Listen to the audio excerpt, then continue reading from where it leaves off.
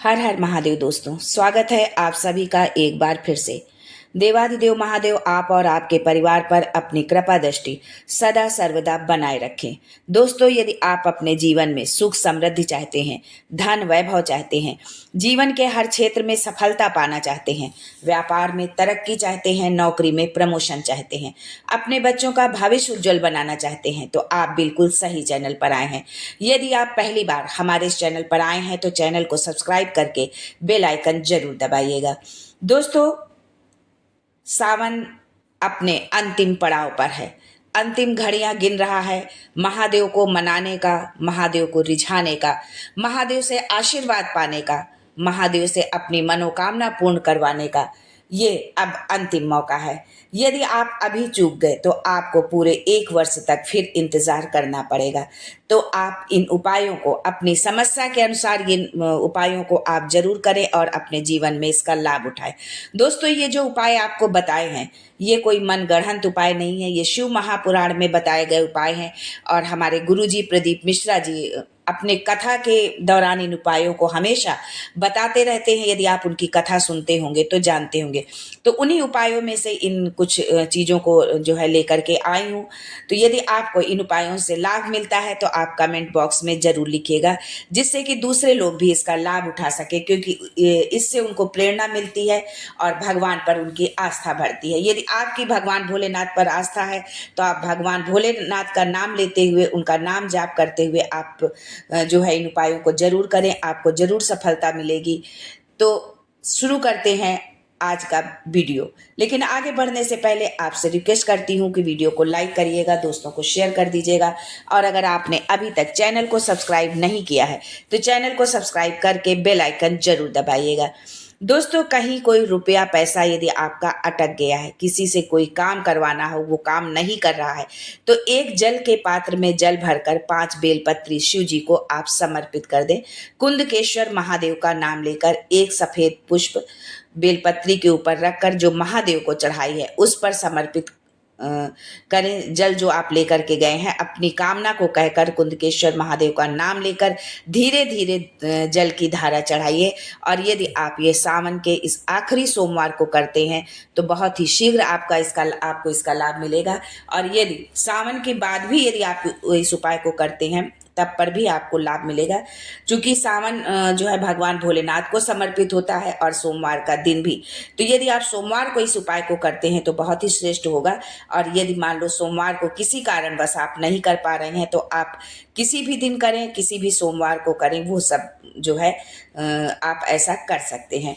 दोस्तों, जल चढ़ाते समय ये जरूर आप ध्यान रखें कि जो है उसकी छींटें आपके ऊपर नहीं आनी चाहिए। शिव जी का जल जहाँ से बहता है उसको कभी भी लांघा नहीं जाता, आधी परिक्रमा ही की जाती है, क्योंकि वहाँ 33 कोटि देवी देवताओं का वास होता है। बेलपत्री जो है 4 पत्ती की, 6 पत्ती की, 5 पत्ती की भी होती है और उसका महत्व भी बहुत बड़ा होता है। यदि किसी को लकवा मार गया है तो 4 पत्ती की बेलपत्र को शंकर भगवान पर समर्पित करें। 7 लोटा जल, पीले चंदन का जल अवधूतेश्वर महादेव का नाम लेकर चढ़ाया जाता है। 4 पत्ती के बेलपत्र को वापस उठाकर उसको धोकर लकवे के मरीज को खिलाना चालू कर दीजिए। धीरे धीरे उसका शरीर काम करने लग जाएगा। यदि आप शुगर बीपी के मरीज हैं तो बेलपत्री के नीचे की 2 जो पत्तियां होती हैं उसमें केसर से आप तिलक लगाकर शिव जी की 5 बेटियों का नाम लेकर शंकर जी को समर्पित कर दें।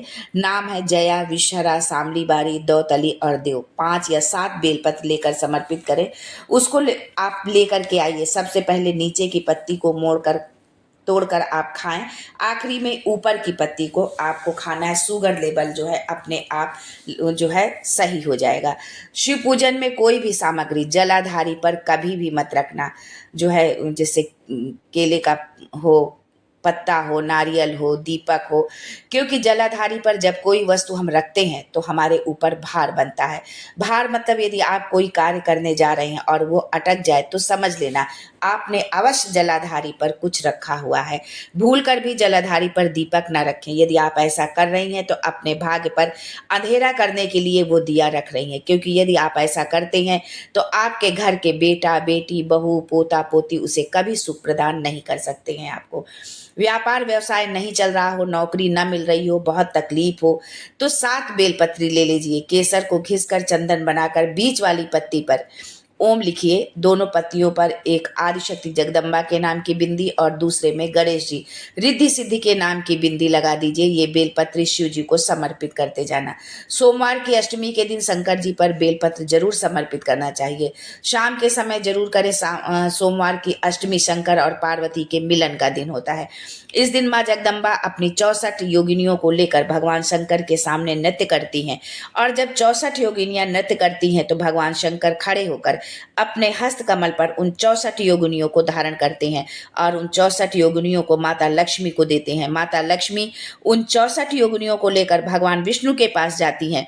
भगवान विष्णु उन 64 योगिनियों को लेकर ब्रह्मदेव के पास जाते हैं। 64 योगिनियों को ब्रह्मा जी ब्रह्माणी को प्रदान करते हैं। ब्रह्माणी उन 64 योगिनियों को लेकर आदिशक्ति माँ जगदम्बा को देती है। माँ जगदम्बा उन 64 योगिनियों को ले जाकर शिव को समर्पित कर देती है।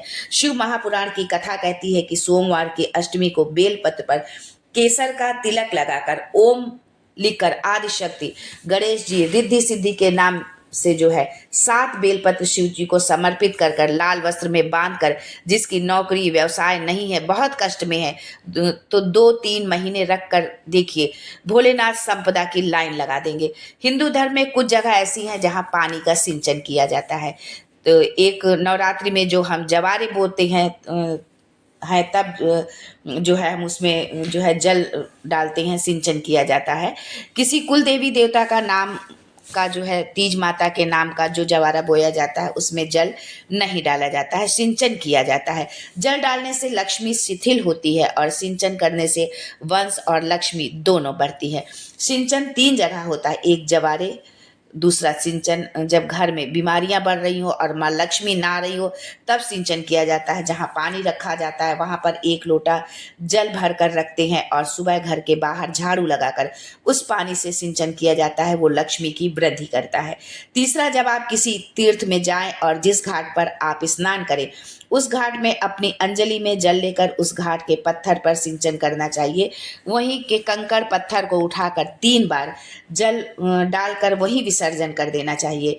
शास्त्रों के अनुसार मान लीजिए कि किसी पूर्वज को पिंडदान मिला है, तिलांजलि मिली है, नहीं मिली है, तर्पण ना हुआ हो, तो उस सिंचन से उसका भाग उसे प्राप्त हो जाता है, उसे तर्पण की जरूरत नहीं पड़ती है और वो तर जाता है।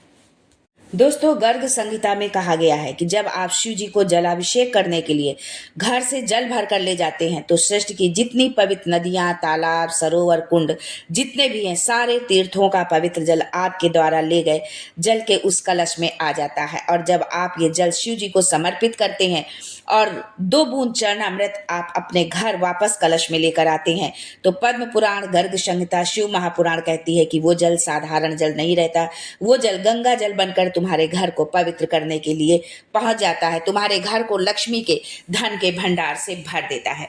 बेलपत्र यदि आप शंकर जी के मंदिर की खाते हैं तो मुंह छार छार हो जाता है। प्रतिदिन खाने से कई बार मुंह में छाले भी पड़ जाते हैं। शिव महापुराण की कथा कहती है कि अति सर्वत्र वर्जयेत। हफ्ते में 1-2 बेलपत्र खाइए। शिव जी में चढ़ी हुई बेलपत्र का चूरा बनाकर खाइए, बस 1 चुटकी भर। लीवर गड़बड़ हो गया है, डायलिसिस चल रहा है, किडनी गड़बड़ हो गई है, डॉक्टर बोल रहा है कि डायलिसिस करना पड़ेगा, तो इसके लिए बेलपत्री के पीछे वाली जो गांठ होती है उसको आप तोड़ के फेंक देते हैं। तो बेलपत्री के पीछे की जो गांठ है ये ब्रह्मा विष्णु महेश है। बीच में जो डंडी होती है, बड़ी पत्ती और 2 पत्ती के बीच में जो खाली जगह होती है उसमें 33 कोटि देवी देवताओं का स्थान होता है।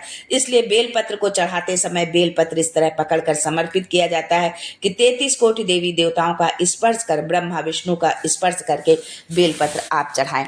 यदि आप सावन के इस आखिरी सोमवार पर यदि आप इस विधि से बेलपत्र समर्पित करते हैं, और सबसे बड़ा उपाय है कि यदि पूरे सावन भर आपने कोई पूजा पाठ नहीं की, आप व्रत उपवास नहीं रख पाए हैं, तो अब इस सावन के आखिरी सोमवार को आप बिल्कुल भी मत चूकिएगा। आप 108 दीपक या 1008, 21, 51 जितना आपके सामर्थ्य में हो उतने दीपक आप शिव मंदिर में जा करके जरूर समर्पित करें। लेकिन जो हमारे भाई बहन बाहर विदेशों में रहते हैं और मंदिर में जाना उनके लिए संभव नहीं है, या किसी कारण से यदि जाना संभव नहीं है, या कभी मंदिर में लोग नहीं जलाने देते हैं, अगर वो स्थिति है तो आप घर पर भी इस उपाय को कर सकते हैं। यदि आप 108, 1008 इतने दीपक नहीं जला सकते हैं तो एक बड़ा दीपक आप ले लीजिए और उसमें उतनी ही बत्तियां लगा करके आप जो है सरसों के तेल से, तिल के तेल से और या जो है शुद्ध घी से आप उस दीपक को प्रज्वलित करिए। आपके जीवन में भगवान भोलेनाथ प्रकाश ही प्रकाश भर देंगे। आपके उन्नति के द्वार खुलने लगेंगे। आपके जीवन में जो बाधाएं थी वो बाधाएं सारी महादेव दूर करेंगे। तो इसी कामना के साथ आज के लिए बस इतना ही। महादेव आप और आपके परिवार पर अपनी कृपा दृष्टि सदा सर्वदा बनाए रखें, आपके जीवन के मार्ग को प्रशस्त करें, आपको जो है सफलता दें जो है, और आपके परिवार को सुख समृद्धि से नवाजें। इसी कामना के साथ फिर मिलते हैं कुछ नया, कुछ अलग, कुछ अद्भुत लेकर। तब तक के लिए Har Har Mahadev and thanks for watching my video.